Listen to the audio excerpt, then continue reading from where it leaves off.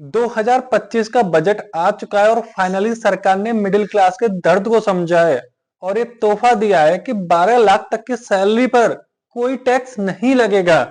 हालांकि कुछ लोगों में कंफ्यूजन बना हुआ है कि कुछ जगह तो वो देख रहे हैं कि 12 लाख तक की सैलरी पर कोई टैक्स नहीं है और कुछ जगह वो देख रहे हैं कि इनकम टैक्स स्लैब रेट्स चल रहे हैं कि 4 लाख तक कोई टैक्स नहीं है, 4 से 8 लाख तक पर 5% लगेगा।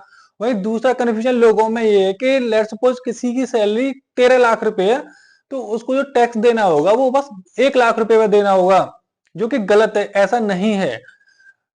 वहीं एक चैट भी वायरल हो रहा है जिसमें एक बंदा अपने किसी दोस्त से पूछ रहा है कि भाई मेरी सैलरी 16 लाख रुपए है तो जैसा 12 लाख तक का तो टैक्स है ही नहीं, तो अब मुझे टैक्स सिर्फ 4 लाख रुपए में देना होगा। तो ऐसा नहीं है, चलिए इसको समझते हैं बारीकी से। हमारे यहाँ दो टाइप के टैक्स रिजिम फॉलो होते हैं, एक होता है ओल्ड टैक्स रिजिम, दूसरा होता है new tax regime. Old tax regime में क्या होता है कि हम अपनी डिक्लेरेशन फाइल कर सकते हैं, जैसे रेंट हो गया, होम लोन होगी, 80C की 1.5 लाख रुपए की लिमिट होती है। वहीं न्यू टैक्स रिजिम में हम किसी भी टाइप का डिक्लेरेशन फाइल नहीं कर सकते। तो जो इस बार जो भी चेंज हुआ है वो न्यू टैक्स रिजिम में हुआ है, ओल्ड टैक्स रिजिम में कोई भी चेंज नहीं हुआ है।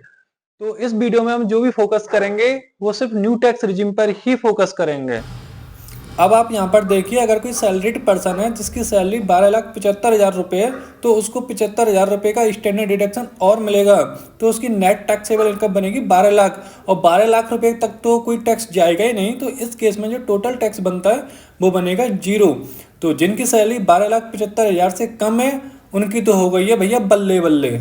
अगर किसी की सैलरी 13 लाख रुपए है तो स्टैंडर्ड डिडक्शन करने के बाद ये बनती है 12,25,000 रुपये। तो यहाँ पर ऐसा नहीं होगा कि जो टैक्स लगेगा वो सिर्फ 25,000 रुपये पे लगेगा, जो यहाँ पर टैक्स पूरा 12,25,000 रुपये पे लगेगा। ये कितना लगेगा ये हम कैलकुलेट करेंगे इनकम टैक्स स्लैब के अकॉर्डिंग। तो यहाँ पर आप देखिए, सबसे पहले तो हमने टैक्स स्लैब मेंशन कर दिए कि 0 से 4 लाख तक जो टैक्स लगेगा वो 0% रहेगा, 4 लाख से 8 लाख तक वो 5% रहेगा, 8 लाख से 12 लाख 10%, 12 से 16 15%, 16 से 20 20%, 20 से 24 25% और 24 लाख से ऊपर लगेगा 30%। तो अब हम यहाँ पर 12,25,000 को इनकम वाले कॉलम में स्प्लिट करेंगे। तो जो 25,000 रुपये हैं वो 12 से 16 लाख वाली रो में फिट होते हैं। तो अब हम टैक्स परसेंट के अकॉर्डिंग टैक्स को कैलकुलेट करेंगे। 0 से 4 लाख तक 0% है तो कोई टैक्स नहीं लगेगा। 4 लाख से 8 लाख तक 4 लाख रुपये हैं तो 4 लाख का 5% 20,000 बनता है।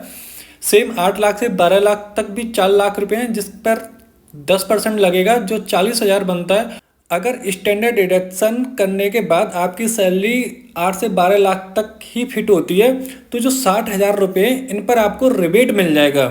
बट अगर 12 लाख से आगे जाती है तो यहाँ पर वो रिबेट आपको नहीं मिल पाएगा। तो जो 25,000 रुपये हमारे एडिशनल हैं उन पर लगेगा 15%, जो बनता है 3750 रुपये।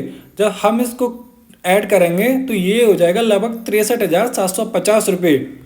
और जो टैक्स बना इस पर आपको 4% सेस भी देना होता है, जो बनेगा 2,550 रुपये।